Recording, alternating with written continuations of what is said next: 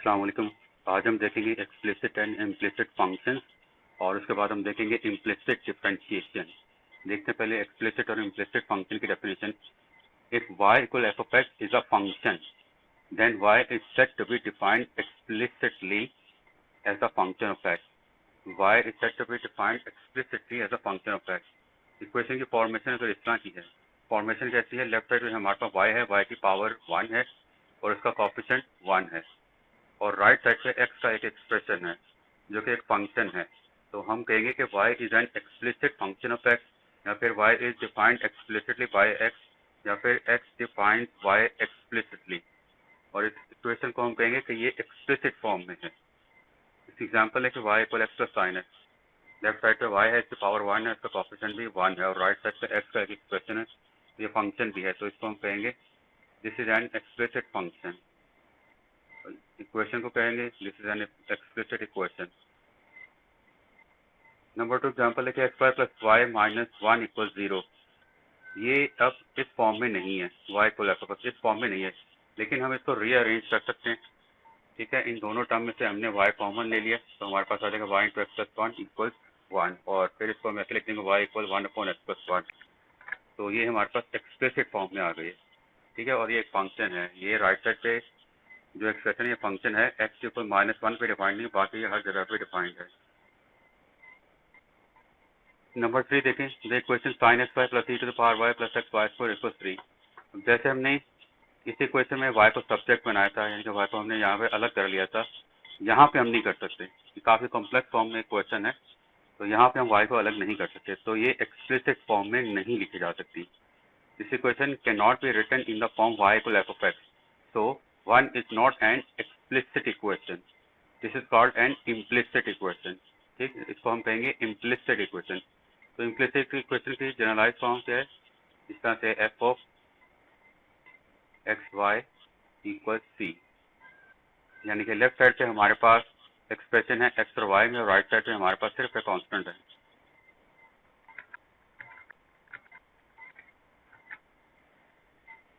Number 4 देखते हैं, many times an equation written in implicit form that is f of x y equal c, ये implicit form है। Many times an equation written in implicit form that is as f of x y equal c can be rewritten in explicit form that is as y equal g of x. जैसे हमने अभी किया था ऊपर, तो ये implicit form में थी अभी, लेकिन इसको हम एक्सप्लिसिट फॉर्म में लिख सकते थे। ठीक है, हम बहुत दफा इसको लिख तो सकते हैं, but this explicit form is not a function. जैसे यहाँ पर हमारे पास एक्सप्लिसिट फॉर्म आई थी, इसकी एक्सप्लिसिट फॉर्म ये आई थी, और जो एक्सप्लिसिट फॉर्म आई थी वो फंक्शन है, ये फंक्शन है ये। ठीक है, क्योंकि यहाँ पे हमें x की हर वैल्यू के लिए y की एक वैल्यू मिल रही है और यूनिक वैल्यू मिल रही है, सिवाय इसके x इक्वल -1 के।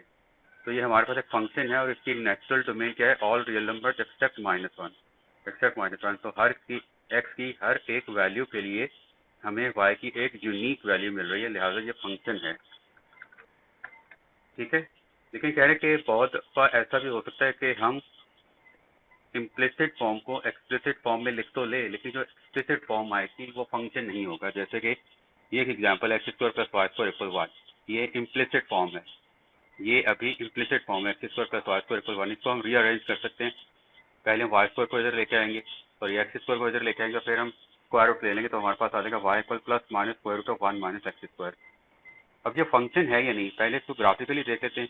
ग्राफ इसका देखिए क्या है, ये एक यूनिट सर्कल है, सर्कल की स्टैंडर्ड फॉर्म यही है ना, क्वेश्चन की x square plus y square equal a square, x square plus y square equal a square.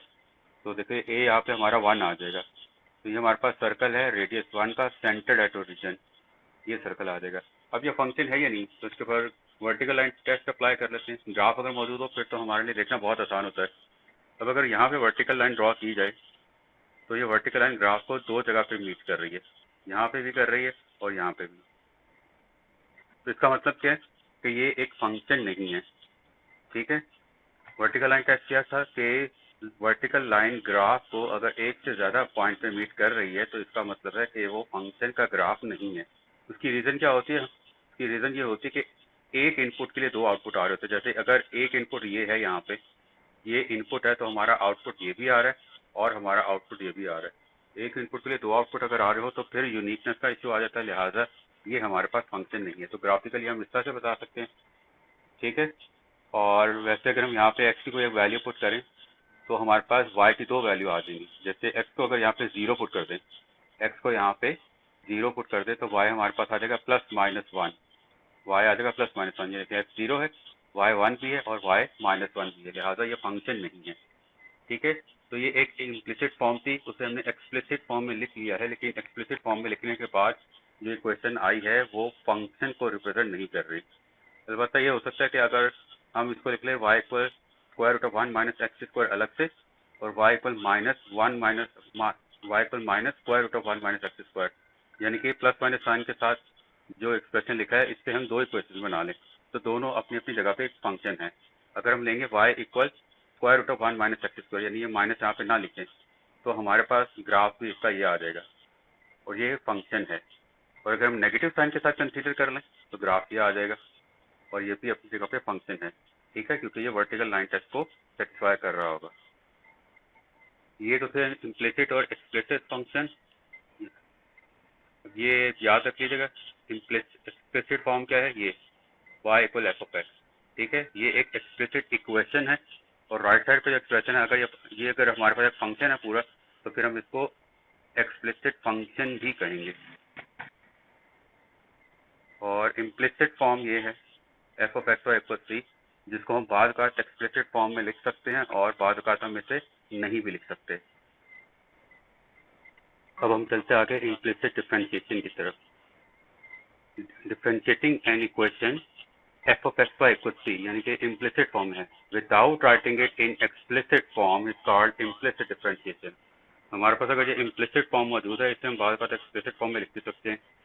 तो डिफरेंशिएट करने से पहले हम कर सकते हैं कि इसको हम एक्सप्लिसिट फॉर्म में लिखते हैं, लेकिन अगर एक्सप्लिसिट फॉर्म में लिखे बगैर इसको डिफरेंशिएट करेंगे तो उसको हम कहेंगे इम्प्लिसिट डिफरेंशिएशन। इसकी एग्जांपल देखते आगे। एक्स वाई प्लस 1 इक्वल 0, ये इम्प्लिसिट फॉर्म में है, इसको हम एक्सप्लिसिट फॉर्म में भी लिख सकते हैं। ये आगे चल के हम करेंगे, क्योंकि करेंगे इसको ऑल्टरनेट वैसे के पहले इसको एक्सप्लिसिट फॉर्म में लिखेंगे फिर इसको डिफरेंशिएट करेंगे, लेकिन यहाँ पे हम इसे इम्प्लिसिट फॉर्म में रखते हुए डिफरेंशिएट करेंगे। Differentiating 1 with respect to x, तो डेरिवेटिव लेंगे इसका with respect to x, right side पे भी डेरिवेटिव लेंगे और इस पर सम रूल अप्लाई करेंगे। एक्स वाई का डेरिवेटिव अलग से आ जाएगा, 1 का अलग से आ जाएगा और 0 तो कांस्टेंट है, इसका डेरिवेटिव 0 ही आएगा। अब एक्स वाई, इसके ऊपर प्रोडक्ट रूल अप्लाई होगा। एक्स और वाई ये दो फंक्शन का प्रोडक्ट है, पहले x function as it is और वाई का डेरिवेटिव आ जाएगा, plus y function as it is और इस एक्स का डेरिवेटिव आ जाएगा विद रिस्पेक्ट टू एक्स, और इस 1 का डेरिवेटिव तो 0 आ जाएगा। फिर x d y by x ऐसे ही रहेगा, प्लस वाई एक्स का derivative with respect to x 1 आ जाएगा। इसको हम अरेंज करेंगे तो हमारे पास आ जाएगा d y by d x equal -y/x। तो ये हमारे पास डेरिवेटिव आ गया है वाई का with respect to x, derivative आ गया है। राइट साइड पे हमारे पास जो एक्सप्रेशन है उसमें एक्स भी इन्वॉल्व है और वाई भी इन्वॉल्व है। वाई के होने से कोई इतना फर्क नहीं पड़ता, वाई मौजूद हो भी सकता है, लेकिन बाद में आते हम इस वाई को एलिमिनेट कर सकते हैं। इस वाई को हम एलिमिनेट कर सकते हैं और कैसे कर सकते हैं, हमारे पास जो गिवन इक्वेशन होती है अगर उसमें से हम वाई को सब्जेक्ट बना सकें, ठीक है, या कुछ और अलजेब्राइक मैनिपुलेशन कर सके तो बाद में हम वाई को यहाँ से एलिमिनेट कर सकते हैं। जैसे यहाँ देखें इस इक्वेशन के अंदर से वाई किसके इक्वल आएगा, -1/x, ठीक है। तो इस वाई की जगह पे पुट कर दें ये -1/x, सिंप्लीफाई करें तो 1/x², ये इसका डेरिवेटिव आ जाएगा। अब ये हमने की है इम्प्लिसिट डिफरेंशिएशन। अब हम इसको जरा दोबारा करते हैं। इसको पहले हम लिख लेते हैं एक्सप्लिसिट फॉर्म में, यानी कि वाई को सब्जेक्ट बना लेते हैं, जो कि हमने यहाँ पे लिखा है, ये Y equal -1/x, y equal -1/x। अब अगर इसका डेरिवेटिव लेंगे तो ये हमारे पास आएगा 1/x का डेरिवेटिव -1/x², तो ये माइनस साइन भी है तो ये हो जाएगा +1/x², तो ये y का डेरिवेटिव आ जाएगा। तो देखिए पहले भी यही डेरिवेटिव आया जब हमने इम्प्लिसिट डिफरेंशिएशन की थी, अब हमने एक्सप्लिसिट डिफरेंशिएशन की है तो अभी भी वही डेरिवेटिव आया है।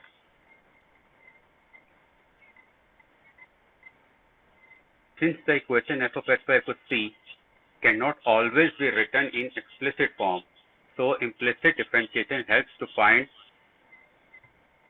डेरिवेटिव इन सच केसेस, ठीक है।